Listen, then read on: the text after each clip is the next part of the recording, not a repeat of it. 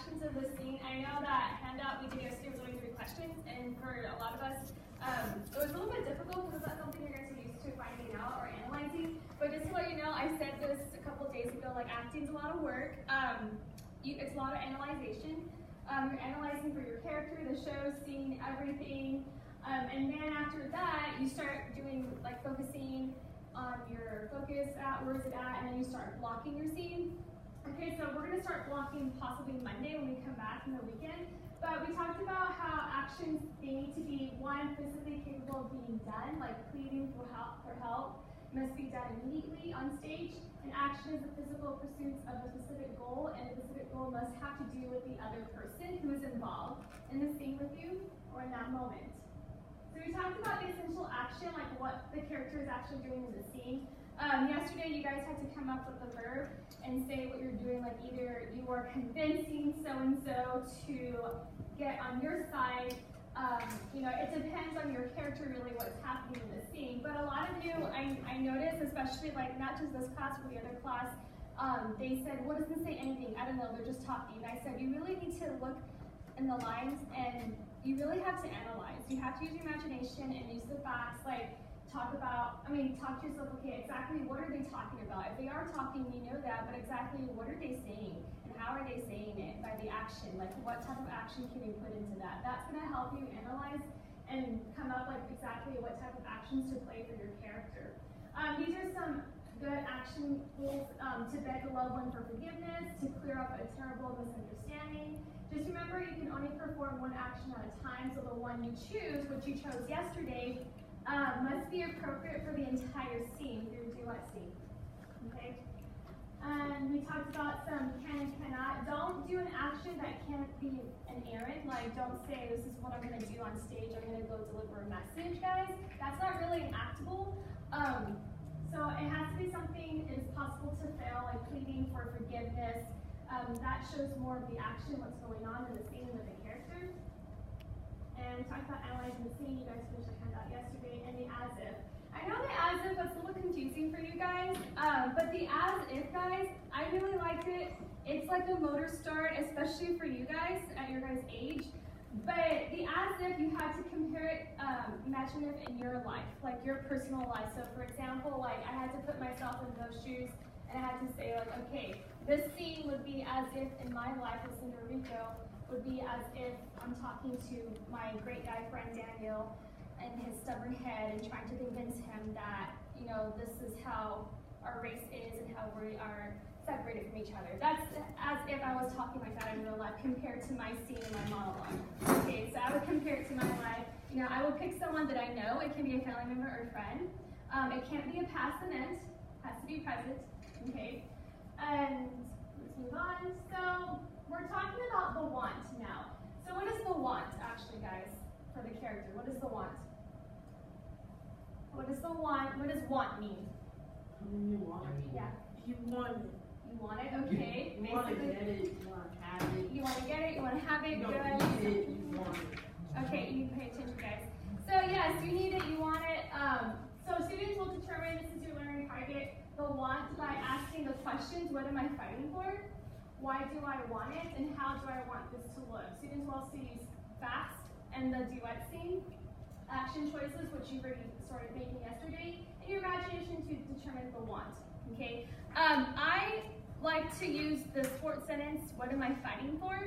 Guys, to me that helps me play out the actions a lot more clear, and it gives me a stronger motivation to show my character's desires and wants, okay? So I don't usually say, what do I want? I say, what am I fighting for? I think that puts more like vice in me as a person to bring out the actual desire of the character. So, the want. Have a clear action, the objective, guys, which you guys started that yesterday. Have something tangible to listen for, a response. Think about playing the solution. Play the hero role, even though you may not be the hero, but have that mentality and idea in your head. And play the hope, like this is what you hope to happen in order to determine what you're fighting for. Unactable want. So don't write an actable want like this or a goal or what are you fighting for. For example, he wants his father to love him, okay? Or she wants to heal from the past. A super objective, basically, guys, that is basically the whole objective for the whole entire play. However, there will be some different objectives or wants and desires for each moment or scene. But what do you really want right now in this scene that you're in? What do you want at this moment? Okay, the now is actable. So you have to talk to yourself like, okay, you know, for Alice in Wonderland, we know that she wants to go home. That's the general super objective. But what does she want in this moment, in the scene that she's with the cat? What is she trying to get from the cat? Does that make sense? So I think of it as like, there's the big objective of the want, and then there are little objectives underneath that. Huh? It's like maybe the main idea and then you go to Yeah, there you go. If that helps you, get that in your visual, like, to understand, and yeah, it can be like that. But I think about it as the big objective, the whole one, for the whole entire play, like Alice, and then there's little objectives inside each one. Because when she's playing with the Queen of Hearts, does she want to win? Yes. So that would be another little, like, fighting for objective or want, desire that she wants to win the game. Okay. All right. So moving on. Actable ones. So here are some actable ones. For example, I want my father to admire the profound experiences I had while traveling overseas. That's very detailed. And he's using actions and verbs.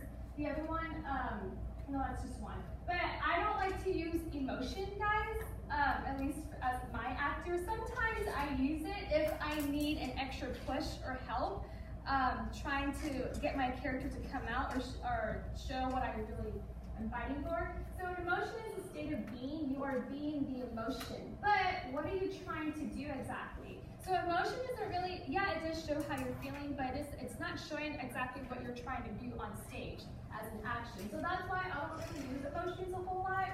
I use more actions and verbs. Anyway, so let me show you guys my example. The handout that you just received, there are 7 questions. We're going to go over the first one today. And then the other ones are due tomorrow. So this handout's actually due tomorrow, but I wanted to go ahead and show you my example for number 1. So it says, answer the following questions in complete sentences, be detailed and specific for each question. Read through your scene, even though you've probably read it 1,000 times, but you'll be surprised on what new information you get or what imaginative ideas come to your head when you read it again. Okay? To understand the actions of the character, facts, and use your imagination, this handout's due tomorrow. I will be out tomorrow. Okay? So what we do tomorrow, turn into this up. So number 1, this is what I really wanted to focus on. For you guys, what am I fighting for exactly? In my scene, I told you guys, who am I talking to? Well, in this play, like, it's not really her friend yet, they just met. But the guy she's talking to, Joe, he works for her uncle, and they're both Jewish. Okay, so remember the scene I told you about where she's talking about in her child past that she had to get out of the pool because she was Jewish, they weren't allowed being Jewish, and they're talking about, like, arguing, like, Jews. Well, he's arguing like Jews, we're the same as everyone else, and she is complaining and, confessing like, no, you're not. If you're separated, you can't hide being Jewish. That's the last line she says, if you can't hide being Jewish. Because they were talking about also like, how they have a Christmas tree, how they have a mailbox, just like every other American, and they're trying to blend in. However, that's not what she wants though. So for my, number 1, what I put, I'm fighting to put Joe in his place. That's what I'm fighting for. That's a very strong fight right there in once. So I'm fighting to put Joe in his place by confessing the painful memory when I was discriminated. So confessing, that is the action verb that I'm doing. I'm confessing what happened in the past to me in my monologue, but I'm also fighting to put him in his place because that's what I want. I want him to I want to change his mind and get him on my side and my mind too. That's what I want. Okay, does that make sense? Yeah? So just do that today. If you want to finish the rest, that's great. But I also, just letting you know, tomorrow I will have another analyzed handout if you finish early for the 7. Okay? But why do you want it, guys? Make sure you answer these questions for tomorrow. How do I want this to look? Who is in my way of my wants and goals? So for that one, obviously, I would put, Joe is in my way.